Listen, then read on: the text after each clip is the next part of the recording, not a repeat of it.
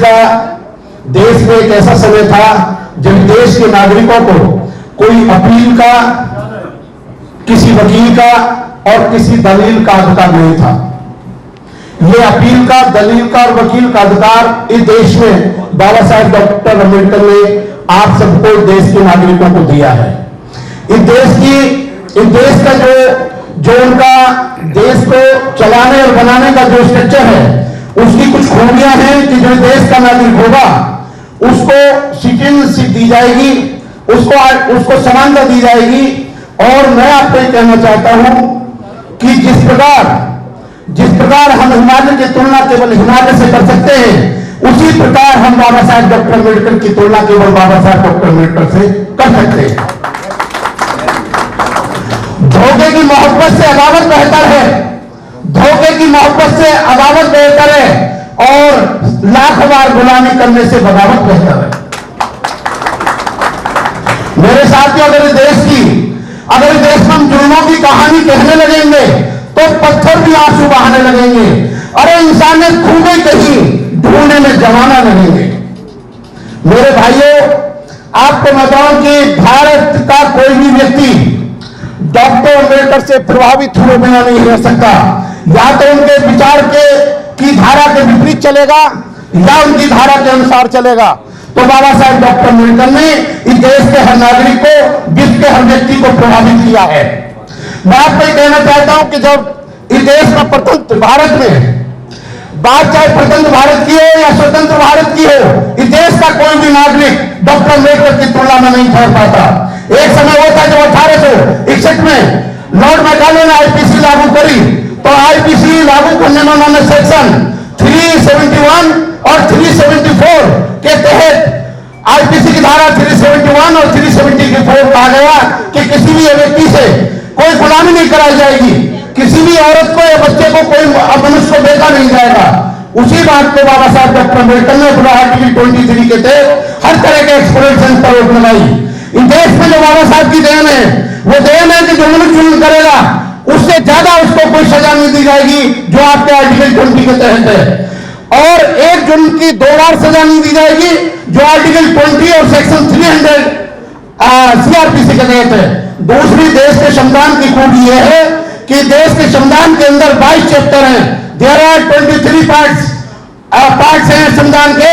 तो उन्होंने 14 अक्टूबर 1956 को जब बौद्ध धर्म की दीक्षा ग्रहण करी, तो उस समय उन्होंने 22 प्रतिज्ञा की।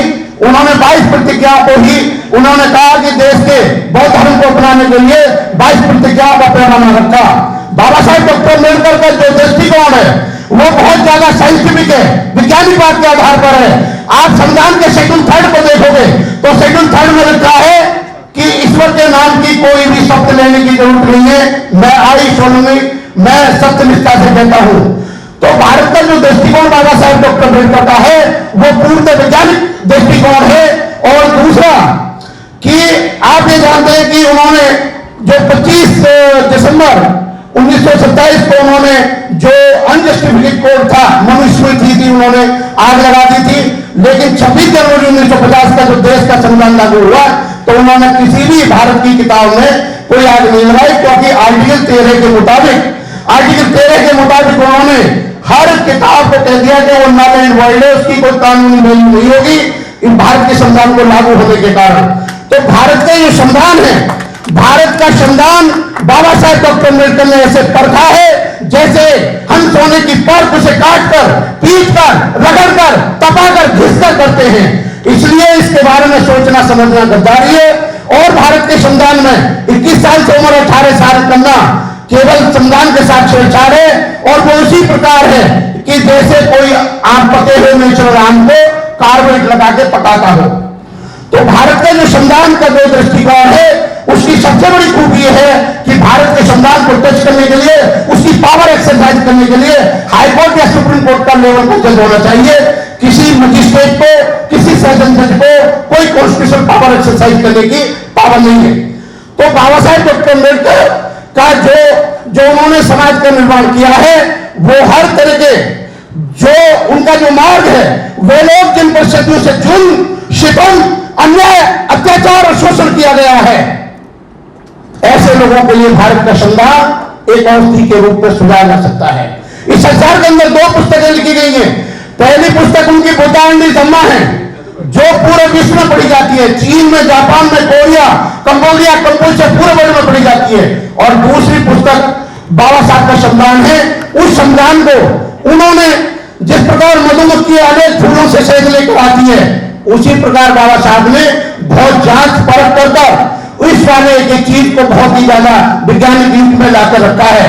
तो मेरे साथियों, बाबा साहब डॉक्टर अम्बेडकर से जब किसी व्यक्ति ने कहा था, अरे आपने इतनी मेहनत की है, देश के अंदर इतना कार्य किया, लेकिन आपको सम्मान नहीं मिला, तो उन्होंने कहा समय अनंत है, पृथ्वी विस्तीर्ण है, एक दिन अवश्य पैदा कोई होगा जो मेरे शब्दों की कद्र करेगा।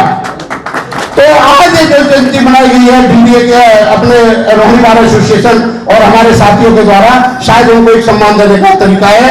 और मेरे साथियों, मैं आपको बता दूं कि उनसे बड़ा कोई मानवतावादी, कोई कॉन्स्टिट्यूशनल पैदा नहीं हुआ है। और अमेरिका के जो संविधान में 7 आर्टिकल हैं, केवल 7 आर्टिकल से कनाडा जैसे आर्टिकल को बनाने के लिए 7 साल लगी है। उन्होंने 2 साल 18 महीने और उसमें 11 दिन के अंदर भारत का संविधान निर्माण किया है।